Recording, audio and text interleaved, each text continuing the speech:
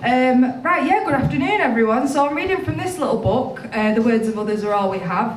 Nice picture on the front of a mouldy loaf of bread on an Harper bus stop. So that kind of gives you some kind of idea of what the poems inside are like. And I'm going to start with this one. Now there is a tiny bit of swearing. I don't think people will mind that much, but I just want to make that known, so you're not surprised. And it's called Mornings Are Wiser Than Evenings. The kids are playing Kirby in the street. Their sounds bounce between terraced homes, canty-coloured Sunday mornings. Uneven paving postpones the play. Let's go down our end instead. Hubba Bubba gets spat into the gutter and the chorus of complaint takes off.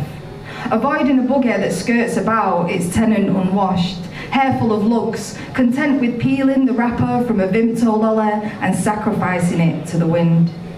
The kids are playing Kirby in the street, the ball bouncing between terraced homes, signifying to all that morning has broken, like the bottles that provide obstacles on the overgrown path. Play is suspended by a familiar refrain. You lot should play outside your own house. The killjoy curses, the ditch-laden tarmac, and the give her the V's as she marches away, tacitly affirming they will remain unmoved, staying clear of the door where last night's commotion has now grown silent. Unwanted everywhere, they play on regardless. The kids are playing Kirby in the street, their rows resound between terraced homes, breaking my sleep with adult language. It's my fucking ball, I'm telling you, ma'am. Arguments loiter between unwelcome light and the comfort of cold bedding. The endless call from outside grates at this piece, bouncing through the letterbox, off the uncarpeted floor and into the cocoon where the word ma'am is having a lie-in, where mornings are wiser than evenings, and I wish I'd have popped that fucking ball. Thank you.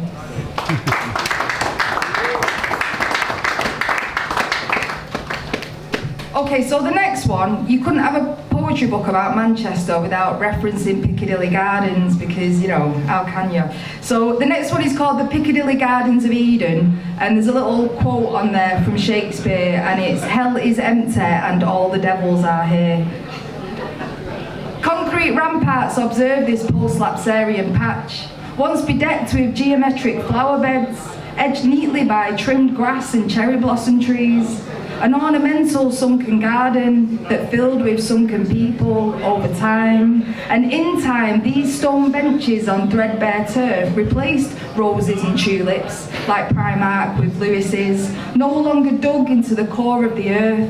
A flat plain of lawns turned to mud from corporate greed and a flood of Mancunian rain. A jet wash would go a long way.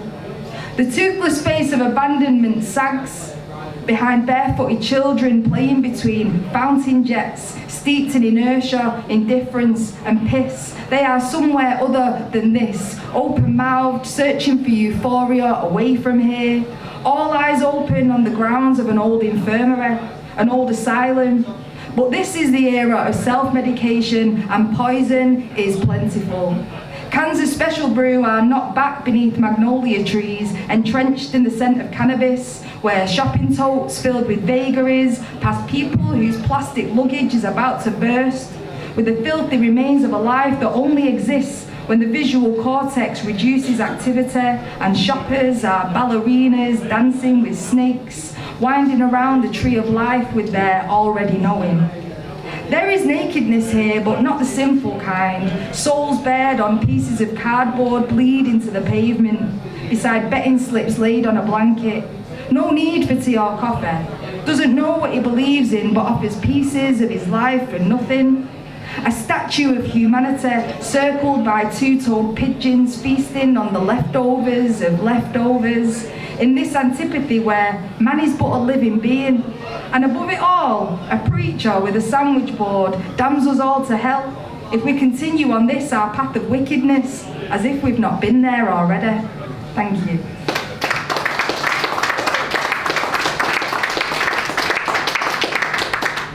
So this next one, it's not from the book, but it's from a forthcoming book that I've got coming out, and I thought it was really apt for today because it's about being from North Manchester. So I thought, well, what's a more perfect poem than this one?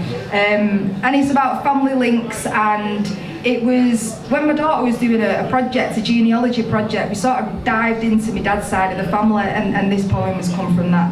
And it's called My Ancestors Are From the North. My ancestors are from north of the city, Miles Platin and Newton Heath.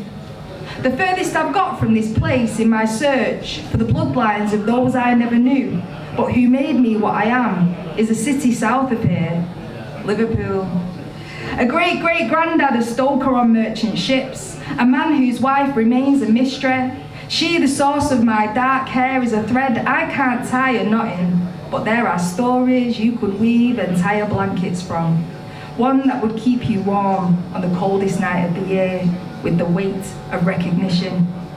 My ancestors are from north of our city. They lived in densely packed back-to-back housing and orphanages amidst unrelenting poverty, where a great-granddad lost a butcher's shop on Varley Street, giving people meat they couldn't afford because in the north of the city, people were poor. When New Islington wasn't filled with coffee shops, my ancestors were coalmen who skimmed off the top and sold from back steps and inside the pubs, from a horse with a cart whose brasses hang up in the home of an auntie I don't really know. My ancestors are from north of this city, a reputation built with elbow grease by Mancunian widows who gave their children away, by matriarchs who had 3 jobs, who shook self-pity into the street like crumbs from their tablecloths, who were married to strangers and loved without love. This is where we originate from. Over a century on, I feel their hands pull the hair from my face with an air of supervision, with that weight of recognition, reminding me that we are from the north of this city. Thank you very much.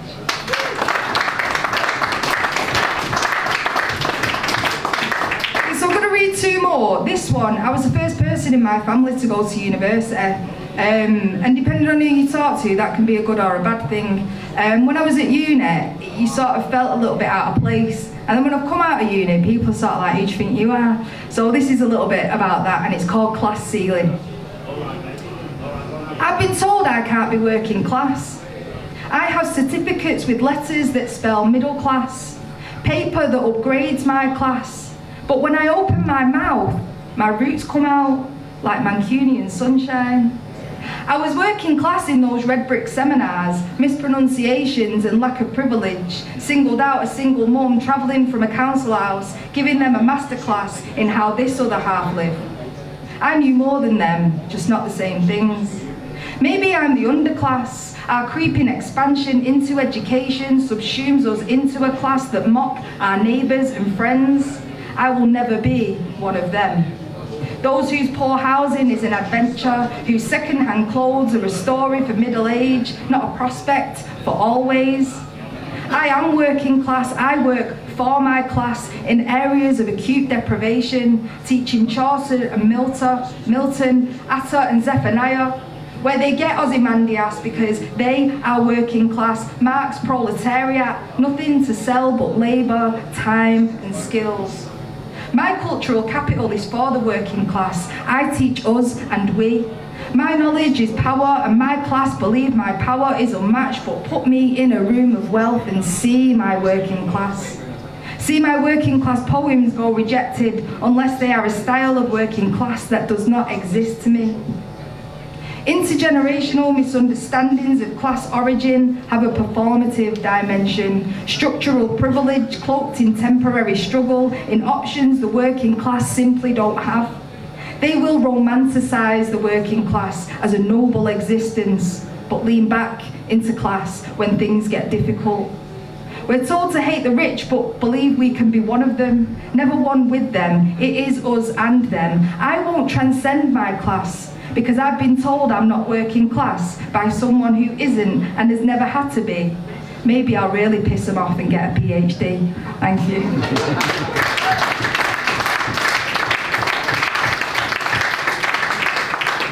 And I'm going to finish with this one that was published by the Morning Star, and it's pretty straightforward. It's called Government Advice.